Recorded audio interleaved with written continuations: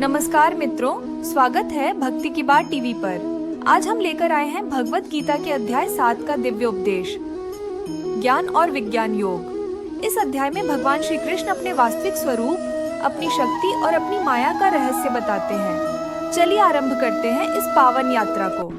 भाग 1, भगवान को जानने का एक ही मार्ग। श्री कृष्ण अर्जुन से कहते हैं, अर्जुन, यदि तुम मन और बुद्धि को केवल मुझ में लगा दोगे तो तुम मुझे पूर्ण रूप से जान पाओगे। यानी भगवान को जानने का मार्ग है मन की एकाग्रता, भक्ति और संपूर्ण समर्पण।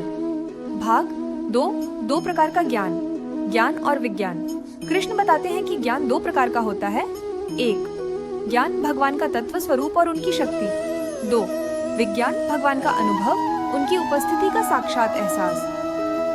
कृष्ण कहते हैं, मैं तुम्हें ऐसा ज्ञान दूंगा जिसके बाद जानने को कुछ शेष नहीं रहेगा।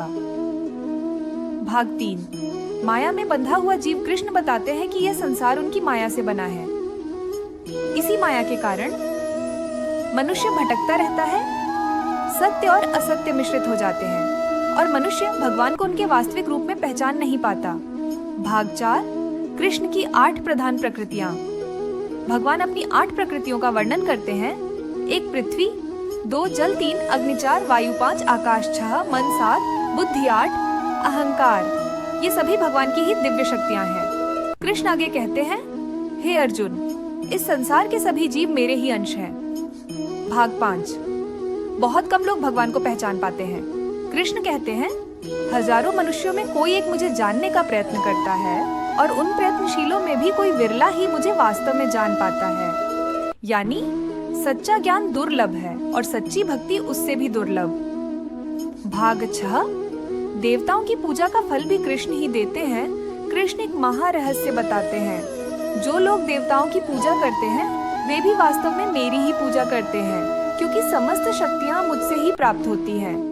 मनुष्य देवताओं से जो फल मांगता है वह भी अंततः कृष्ण ही प्रदान करते हैं, लेकिन देवताओं की कृपा सीमित होती है, जबकि कृष्ण भक्ति का फल अनंत होता है। भाग 7, कृष्ण का सर्वोच्च स्वरूप। इस पूरे अध्याय में कृष्ण अपनी महिमा बताते हैं।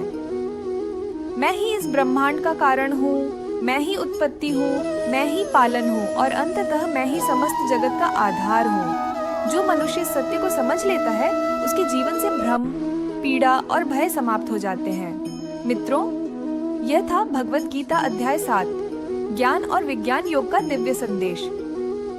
अगले वीडियो में हम लाएंगे अध्याय 8, अक्षर ब्रह्म योग। यदि आपको यह ज्ञान पसंद आया हो तो वीडियो को लाइक, शेयर करें और भक्ति की बात टीवी चैनल को सब्सक्राइब अवश्य करें।